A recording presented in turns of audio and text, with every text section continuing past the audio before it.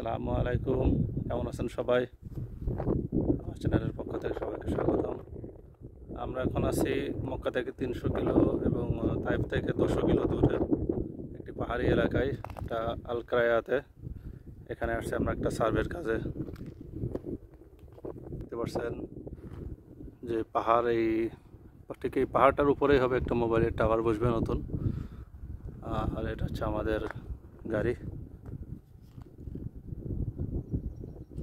এটা হচ্ছে আমাদের গাড়ি রেখে আমাদের সার্ভের জন্য দুইজন গেছে উপরে, আর আমি ভিডিও করছি। ভিডিও করা দেখলে আবার মাইন্ড করবে, ওরা বলবে যে আমরা নিচে আছি, তোমরা ভিডিও করতেছো না। এটা হচ্ছে সম্পূর্ণ একটা পাহাড়ি এলাকা, অনেক উঁচু পাহাড়, চারিদিকে যত দূর চোখ যায় শুধু পাহাড়। আমরা আছি মাঝামাঝি পর্যায়ে, এদিকে উঁচুতে শহর আছে, আবার এদিকে যদি আপনাদের নিচে দেখায়, নিচে দেখতে পাচ্ছেন গভীর গিরিখাত, দূরে দেখতে পাচ্ছেন ছোট একটা গাঁও আছে, গ্রাম। এখানে কিছু কিছু ঘর বাড়ি আছে, যাদের কারণে মূলত টাওয়ারটা বানানো হচ্ছে, যাতে নেটওয়ার্ক পাই। এখানে কোনো কোম্পানির সিমেরই নেটওয়ার্ক নাই। আমরা 4 জন আসছি, 4 জনকার 4 রকমের সিম, কিন্তু কোনো সিমেই নেটওয়ার্ক নাই, যার কারণে হচ্ছে মূলত।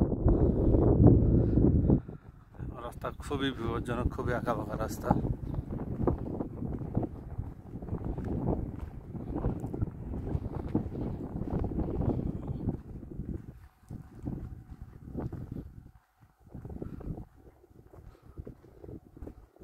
আমরা যেহেতু মাঝামাঝি আছি পাহাড়ের, এই কারণে এখানে আবহাওয়া মোটামুটি স্টেবল আছে।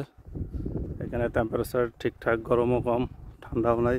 কিন্তু আপনি যদি ঠিক পাহাড়ের উপরেই যান, এখন আমরা উপর থেকে আসলাম, উপরে প্রচুর ঠান্ডা, বাতাস ঠান্ডা, যেহেতু সমুদ্রপৃষ্ঠ থেকে প্রায় 2200 মিটার উঁচু। আর এখান থেকে এই রাস্তা ধরে যখন নিচে চলে যাব, নিচে গেলে ওখানে সমুদ্রপৃষ্ঠ থেকে আসবে 700 থেকে 800 মিটার উঁচুতে আসবে, যার কারণে নিচে যতটা না গরম, উপরে ঠিক ততটাই ঠান্ডা। সামান্য এই পাহাড়ের রাস্তাটুকু পার করলেই টেম্পারেচার 15 থেকে 20 ডিগ্রি কমে যায়, যার কারণে উপরে ঠান্ডা আর নিচে গরম। আমরা যেহেতু মাঝামাঝি পর্যায়ে আসছি, এখন মোটামুটি আবহাওয়া ঠান্ডা আছে।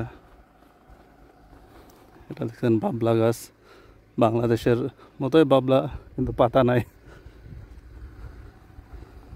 এটা হচ্ছে সমুদ্রের গিরিখাত, এখান থেকে পাহাড়ের বৃষ্টির পানিগুলো নিচে নেমে যায়।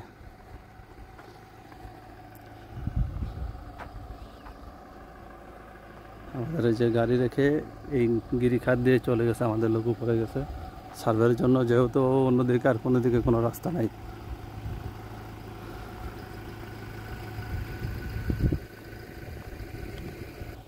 তো সবাই ভালো থাকবেন, অবশ্যই আমার পেজটাতে লাইক করবেন, চ্যানেলটাকে সাবস্ক্রাইব করবেন এবং পাশে থাকবেন ইনশাআল্লাহ। আসসালামু আলাইকুম।